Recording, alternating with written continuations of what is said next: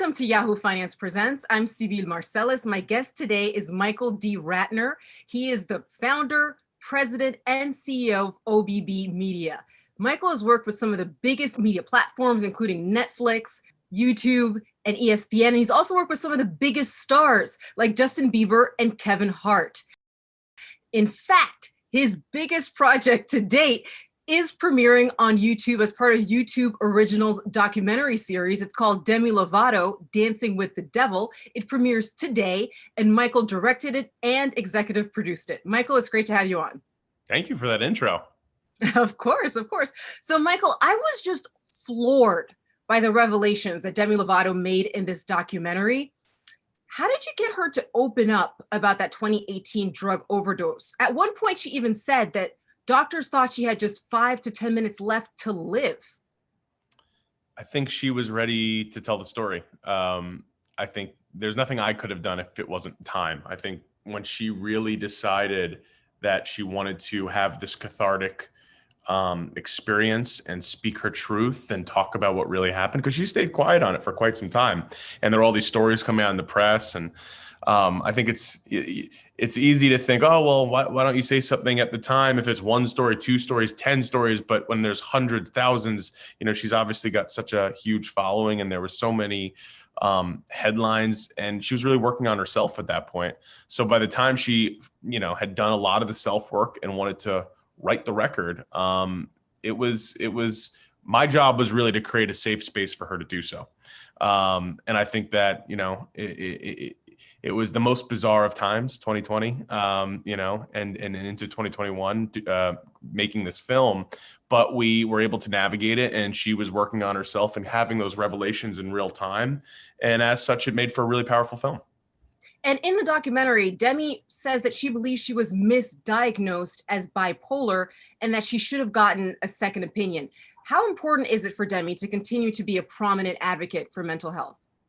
I think what's most important is that she's not put on a pedestal or made the poster child for anything anymore. I think she's a human being, and I think for much of her life she was the poster child for this or that. I think she's talking about her unique experience and her unique journey, and the very fact that she's willing to talk about those dark moments in her life and be so vulnerable is admirable in of itself. And the message to get out there is to speak about things and to spark dialogue.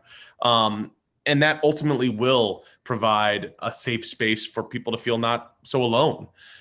So whether it's mental health or any of the other issues talked about in the film, I think that Demi isn't telling others how to live their life. She's simply sharing her unique journey and saying it's okay not to be okay, and go seek help if you can. And as famous and successful as Demi is, when you watch this documentary in her own words, you realize that stardom is not always a fairy tale. So why was YouTube the right platform for her to tell this story? Well, I think, at the end of the day, Demi is, amongst many other things, she's a massive global musician, and YouTube is, the biggest home for music content. And it made a lot of sense to create this. We wanted this film, this multi-part series, to be seen by the masses.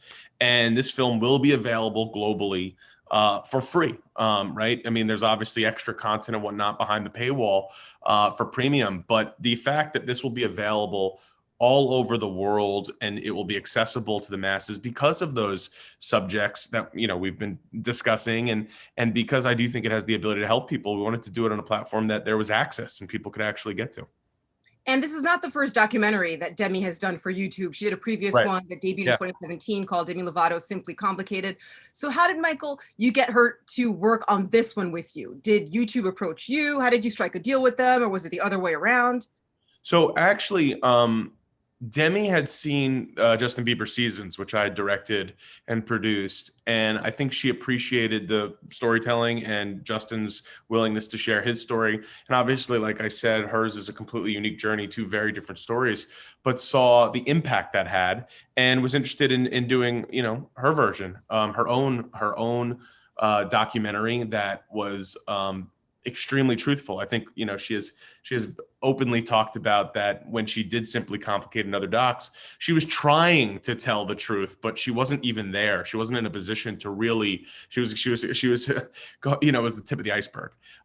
So I think when she saw that, we got together to talk about the potential of doing this doc together. We had known each other, and we had worked together on a Pretty Big Deal with Ashley Graham. She was on an episode of that show, which I directed and we produced, and she was phenomenal on that. And I remember thinking when I directed that, wow, there is so much more here. She's an incredible person with so many passions, and she just touches the lives of so many people.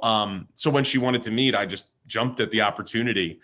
And it was a natural home, given what I had mentioned about the access and global feel of a YouTube. Plus, I had just done a project with them. Plus, she had previously made a documentary with them. So there was a lot of synergy there. And in doing this documentary, what did you learn about Demi Lovato's music career and the music industry in general?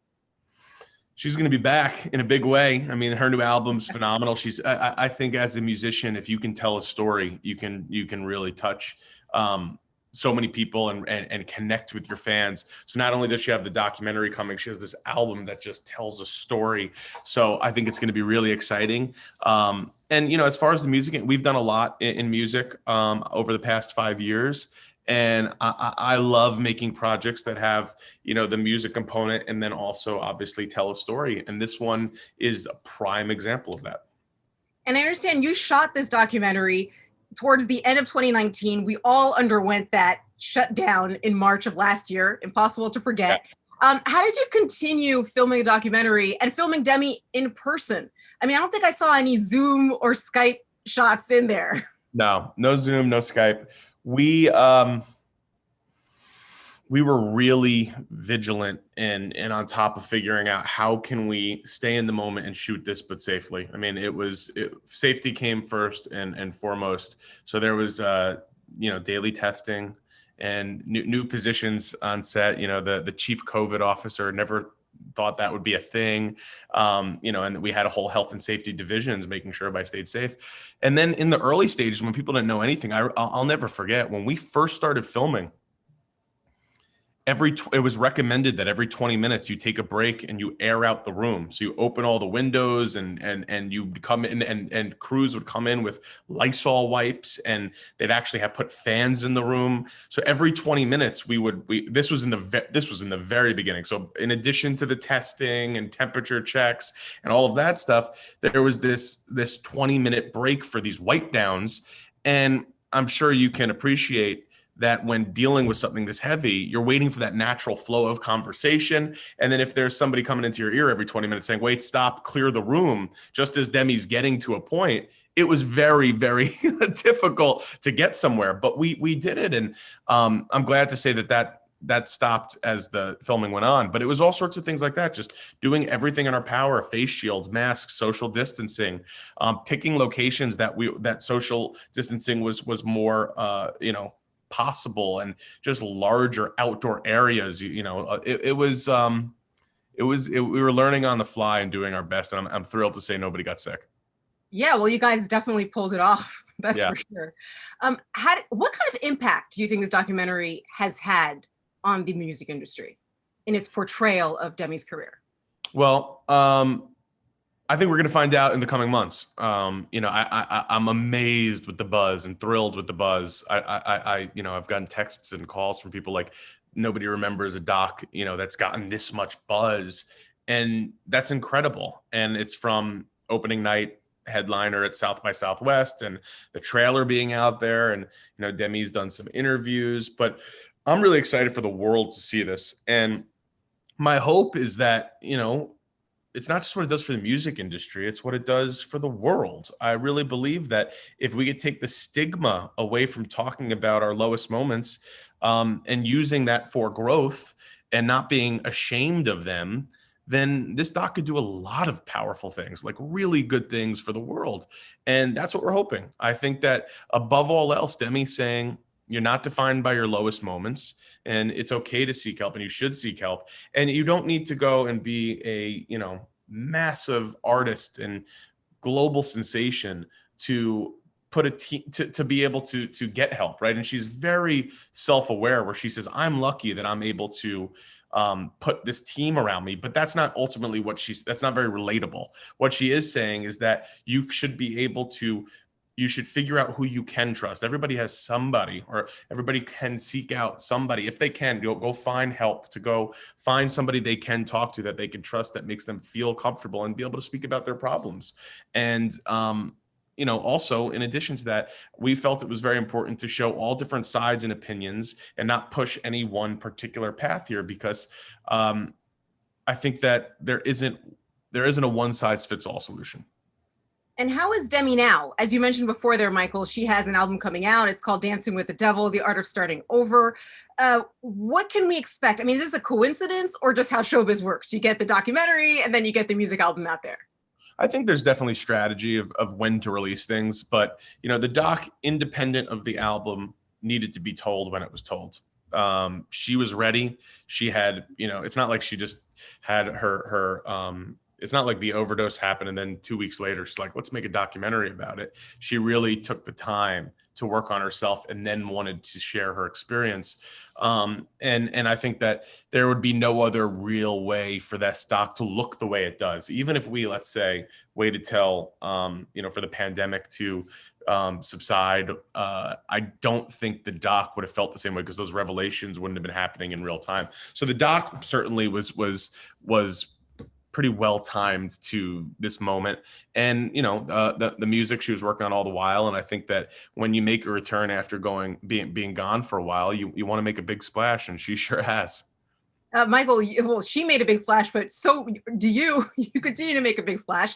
You run a very successful business. Like you mentioned previously, you did Justin Bieber's Seasons, also YouTube Originals docuseries. Now, that got over 32 million views in just the first week. So is there a point in the entertainment business where you go, okay, well, the Justin Bieber documentary did so well, I'm sure the Demi Lovato documentary is also going to do as well? I mean, what have been some of the challenges you've had running a production company, and what's been your experience in the entertainment business? Well, you need a really good team. So I certainly don't even come close to doing this alone. The team at OBB is phenomenal. I take such pride in the fact that, I work with my brother, who's the COO of the company, and we've got a phenomenal creative team that does development and production. And, we have businesses in the audio space and OBB Sound, and we've got the film TV, we've got the film TV business, which is pictures, obviously, which is something like the Demi Lovato or the Justin Bieber project. And then we've got OBB Branded, which is branded content. So there's all these different divisions and things going on. I think that if there's a struggle to pinpoint, it's the multi-hyphenate nature of, being a director and being at the helm of some of these tentpole projects, while also being the CEO of OBB proper and running a business with, many, many employees. And then, of course, all the people across all of our projects. We have hundreds and hundreds of people working for us, because we have, at any given point, call it 10 concurrent productions. It's a lot to make sure that you're making, that you're being as vigilant on one as you are on 10. It's hard. You can't be everywhere at once. But that's why, again, I bring it all back to the team component. And I take great pride as well in the OBB name and logo meaning something. And that means that you can't put out products that aren't up to the quality control that you'd like. So we're not just putting out stuff left and right without really making sure it's phenomenal. So it's the two different sides of the brain, right? When you're doing business and when you're being creative and figuring out the time to go and make it all work within 24 hours a day. You're right. All of us only get 24 hours a day. But Michael, I wanted to ask you about other projects that you're working on. I understand you just struck a multi-million-dollar deal with Audible, which is owned by Amazon. So just to name a few that we can expect coming up. Yeah, I mean, I'm really thrilled with that one. We're working on a scripted drama there called The Glowing, which we announced, but it's under pretty tight wraps is exactly where that story is going. It's phenomenal. Really excited about that project coming out. We have big dreams for actually a universe coming out of that one. Many different storylines, a whole sort of world that's being created there. And And then we've got a phenomenal partnership. So that project actually is with Audible. That's a multi-project deal that spans over the course of 2 years. And you'll see a lot of projects come out of that one. It's not just scripted, it's unscripted, it's format, it's talk. So we're really covering a lot of ground. And you've seen other people do deals there. LeBron James has a deal there. Kevin Hart has a deal there. So we're in great company. And I think they came to us for that sort of millennial Gen Z zeitgeist type content, which we've become so well known for. So we're really thrilled about that. I love the audio space for storytelling. You know, I always say that medium does not really matter to us. We are equipped to tell stories in any medium, and we're platform duration agnostic. We're working with all the different distributors, like you mentioned earlier, whether it's Netflix or YouTube or, you know, like you said, Amazon with Audible, there's all these different places, or ESPN. We're really excited, and we always try to go and create the content for the demographic and put it on a platform that makes the most sense for that specific demographic. So I think there's something liberating about being this, you know, next generation studio, right? It's sort of this new wave of filmmaking and content where you can go and create stuff and really decide on a project by project basis, what's the best home for this? So it's really exciting. The Audible in addition to the Audible one, just to answer your question more directly, we have a really fun show we do with Rolling Stone called Too Long Didn't Watch. That's with Chief TV critic Alan Sepinwall, that we do with Acast, and all sorts of really exciting things. There's a lot coming up. So I try to look at it as exciting and thrilled that we have so much on the slate, not overwhelming. I love what you said there, the millennial Gen Z zeitgeist operating within that space. Love it. Michael D. Ratner, thanks so much. Thank you for having me. I appreciate it. And you can catch the 4-part Demi Lovato Dancing with the Devils documentary series on YouTube.